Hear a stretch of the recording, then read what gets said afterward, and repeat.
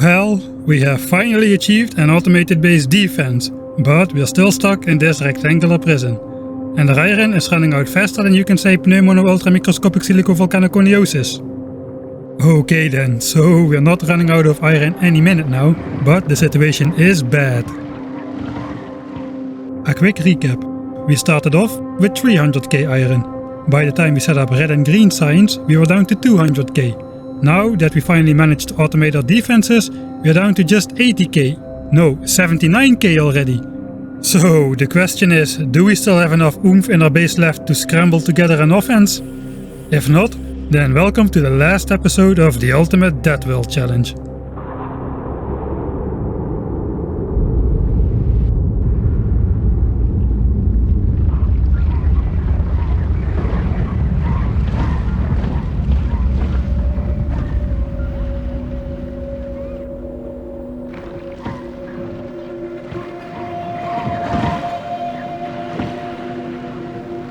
Well, it does seem like we can stop worrying about defenses for a while, so we can start worrying about improving our offensive capabilities in order to claim the next source of iron. But the next nearest iron source is located behind several gigantic and connected biter bases, and the squishy small biters of the early game are a distant memory of the past, as the nests are meanwhile populated by lots of tough big biters and big spitters. Allow me to quickly explain why the other resources are still plentiful, but iron is such a big problem. So all 4 of the ore patches start out with about 300k of ore in them, but basically the whole base and defense is built almost fully with iron. Belts? Iron. Pipes? Iron. Tanks and chests? Iron. Power plant? Iron. Flamethrowers? Iron. Okay, but what about the machines that use electronics, like miners, assemblers, inserters? Why yes, they use some copper for the circuits, but they are still over 80% iron. Okay then, but what about the sign specs? Surely they are better balanced? Nope. Red, green and military signs all are about 70% iron. Ah, but I heard late game you need more copper, so fortunately at least the blue signs uses more copper than iron, right? Right? Right? Nope, still over 60% iron. This is why I've been careful not to research techs which are nice to have, but which we don't really need yet, like logistics 2. We now have less than 80k iron ore remaining, and the average tech costs us between 1 and 4k of iron. And if we have to choose between logistics 2 or 10 more laser turrets, I'll take the laser turrets please. Still, we are far from being done with research. In order to even have a chance of breaking out of here, we need several stacks of laser turrets, a filled up power armor, a field of accumulators and so on. All of those stacks are expensive, and I haven't even talked about the cost to build the stuff unlocked by those stacks yet. So while we may better understand the iron problem now, it doesn't actually solve the problem. There's nothing else to do but to get on with it and see how far we can get before the iron runs out. Well, both the aforementioned laser turrets as well as the accumulators require lots of batteries, so we need at least one more batch. Another 3k iron down the drain. We also need to research the power armor, which requires blue chips as well. 500 blue signs, that's another 10,000 iron, just to get the required technology. And I haven't even mentioned the several other technologies we still need to fill up the armor with gadgets. We make another 100 construction bots. We still need them for the oil outpost, our soon to be personal roboports, and hopefully for the future iron outpost. As these things all have a long assembling time, we prepare another 200 electric engines as well. Not only do we need them for bots, they are also needed for the exoskeleton equipment and the power armor itself. So yeah, the oil outpost also needs a roboport with repair bots. But it's getting quite dangerous to try to walk down there.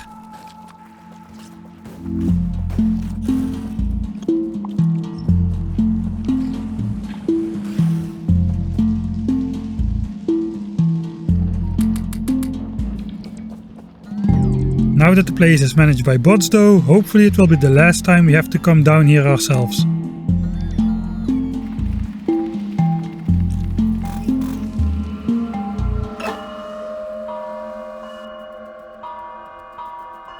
Back at the base, we set up some temporary blue chips.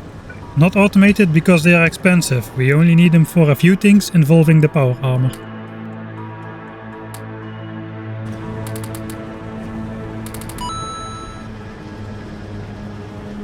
Then we get notified that a bot has died, the second one already. If their fatality rate increases, we may also still be in a defensive pickle. That's yet another thing to keep an eye on. Even though it will cost us an additional 4k iron, we opted to go for the Mark II batteries and Mark II shields. They each require 10 of the Mark I versions, so we prepare them in assemblers. Oh, right, and to research those Mark II elements we need another 700 blue signs, which means another 14,000 iron.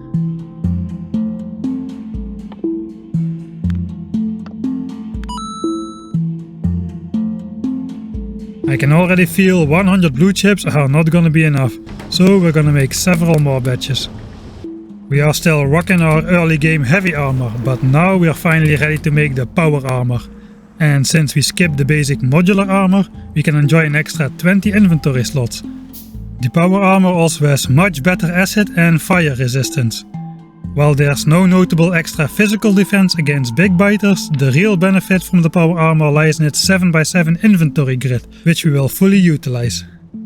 The stuff in the power armor's inventory grid requires electricity to run, so to start off we make 15 portable solar panels. And for a better chance to outrun the biters, we prepare not 1 but 3 exoskeletons. One personal robot can support 10 construction bots, so by making 3 we can have 30 bots out there building stuff at any time.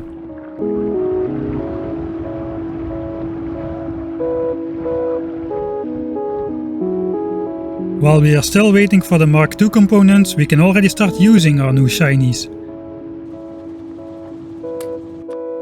We can switch elements in the armor based on our current needs, and right now we need more power. Let's give it a quick test.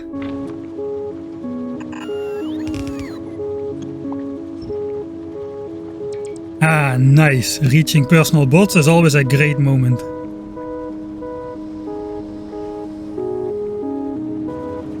Meanwhile, we have obtained a boatload of batteries. 2000 of them are going to be turned into 400 accumulators. What? Accumulators? Are you mad? Where exactly do you plan to set up a giant solar farm then? Ah, my friend, accumulators can be useful without solar power too. More on that later. Oh man, now we're getting to the truly expensive step of our plan, creating the laser turrets. We're there. Oh, perhaps we actually need to research the tech first. Instead of only the shooting speed and damage upgrades we researched earlier.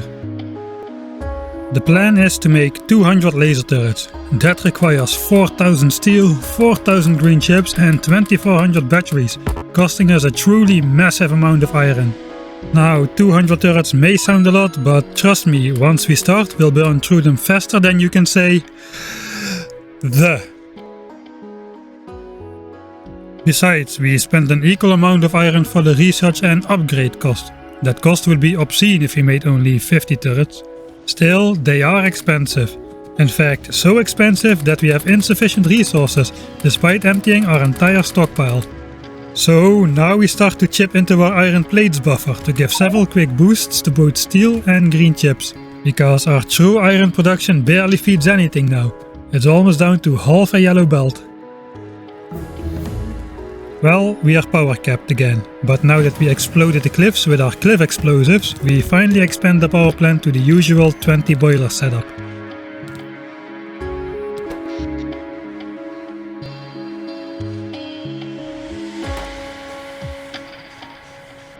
So for the Mark II armor components we also need a handful of low density structures.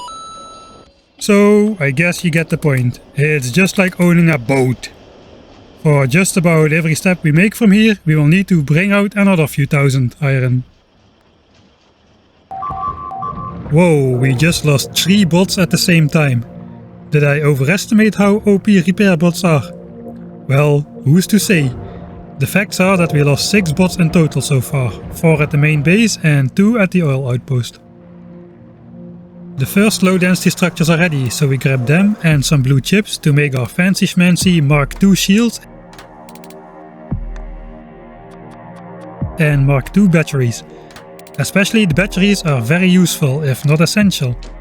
That's because personal robots are very power hungry and they drain the Mark I batteries extremely fast. The Mark II batteries have 5 times the capacity of the Mark I, so it's as if we have now 15 Mark I batteries in our armor instead of only 3. That's going to make a huge difference in our struggle to break out of here, mark my words. Because we're a long way off from having enough resources for 200 laser turrets, we decide to produce them in 2 batches, and this chest is the first batch of 100 laser turrets.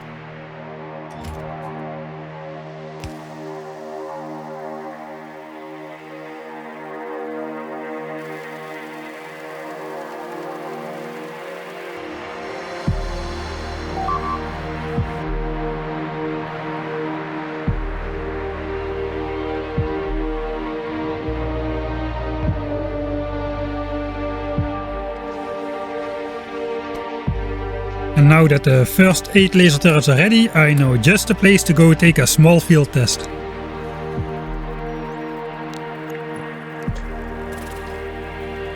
Now, a smart guy would have inserted his shields into his armor before going into battle. Especially since we're going up against the dangerous big worms, and I'm planning to personally be the bait for all enemy attacks to keep my bots from getting targeted and destroyed. Well, let's see how it goes.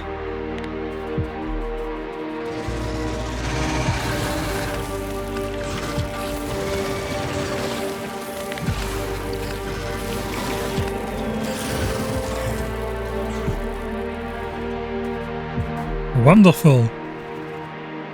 Of course, it's just a handful of enemies instead of the hundreds we'll face later, but a positive result nevertheless. Oh, by the way, you want to see just how dangerous the big worms are? This is how much big worm spit hurts. No, not this much. This much. And the power armor we're wearing now has double the acid resistance compared to the heavy armor which we had last time. Nice, the accumulators are ready. I'll research 2 more techs, one offensive, one defensive. Which is which? Well, substations is the offensive tech, believe it or not. Rocketry will give us a way to defend against any stray big biters we may encounter, as our machine gun could as well be loaded with paper, it wouldn't make a difference. Alright, we cleaned up the temporary stuff a little, and actually the substation also can help us set up the accumulators more satisfactorily, I guess. Exactly 80 accumulators fit around one substation. Now let's find a place to fit them. But dude, we're relying on steam power, not solar power, so we don't need accumulators to help us through the night. Why exactly are we placing accumulators then? Well, our steam engines alone are massively insufficient to power our planned laser turret assault. They will cause huge power spikes, demanding several times more electricity than our steam engine's 36 megawatts capacity can supply. Those power spikes are exactly the moment the accumulators will activate. They will facilitate the temporary 100 plus megawatts of power that the laser turrets will demand. So yes, while our maximum long-term average power output is still the steam engine's 36 megawatts, the steam engines will work harder in the off times to charge the accumulators. And the accumulators will make sure we have uninterrupted power supply to the laser turrets in peak times, instead of them running out of power, failing to shoot and succumb to the biters. At least that's the theory, we'll have to see. Not only are we running out of iron, we're also running out of space. Our small base is starting to look pretty full now. The first 100 laser turrets are done, but it's just not enough to attempt a full breakout. We will simply run out of turrets too fast. That means we need another 2000 steel for the second batch, but we have truly reached the bottom of our lunchbox. Next to our absolute iron problem, additionally the rate at which we can extract the iron is severely hampering our progress. Only a dozen or so miners are still operational. So while we wait for more production, let's just look at this fun dance between the Johnnies and the bots.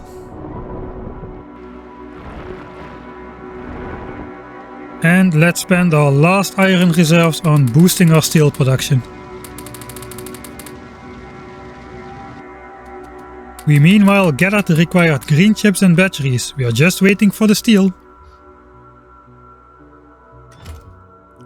Well, at least we've got mining productivity 1, which is not only creating 10% extra ore out of thin air due to its productivity bonus, it simultaneously grants that extra ore as a 10% rate of production bonus on top of the regular mining speed. So that's something, I guess. Finally, I have rambled on for long enough, and while having depleted over 90% of the iron ore patch, we managed to get our hands on another 2000 steel, and we can start the final production batch of 100 laser turrets. And to prevent our last iron ore from slowly getting turned into steel, we delete the buffer chest and cut off the iron supply after the 6th furnace. Iron can be turned into steel, but steel cannot be turned back into iron. Oh right, we also shouldn't forget to make some rockets and the rocket launcher.